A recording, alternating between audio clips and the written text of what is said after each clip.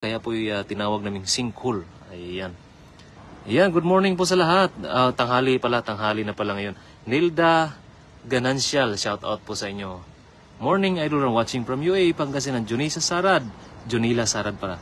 Sa Pinas pa na, di Jud na pwede. Ayan. Ayan sa ating 1.1k na nanonood. Ayan, shout out sa ating lahat. Ayan po.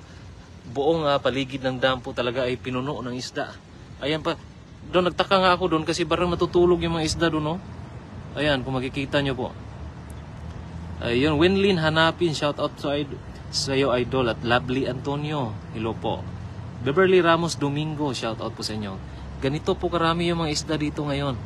Ayan po, dito po sa ilog na to ay libreng manghuli ng isda. At hindi po pinagbabawal. Pwede po, lahat po ay pwede. Ayan. Mayroon lang pong ibang palaisdaan na pinagbabawal. Pero itong ilog na to ay talagang pwede manghuli na isda. Ayan. Ayan yung, yan, na-miss talaga ako dyan, no? Para silang natutulog. Iron Heart, shout out dyan sa Gimaras. Ayan, no? Shout out kay El Labrador and Marie Patupat, shout out po, at KSS Marvel, shout out po sa inyo. Ayan, kung makikita nyo po, hanggang sa ilalim ng dam yan. Parang talagang nasa ilalim ay siguro nangingitim sa dami. Habang dito po ay kung makikita natin, talagang napakarami po talaga, oh. Ayan. Oh.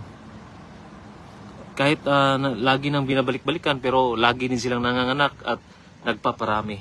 Kaya po ganito pong itsura nila ngayon. O parang nangingitim yung sahig natin. Sobrang dami. Yan po ay siguro isang dump truck na yan pag lahat yan ay hulihin. Ayan. Babies Flores de Ramon, shout out po idol. Ay Tots Manalas.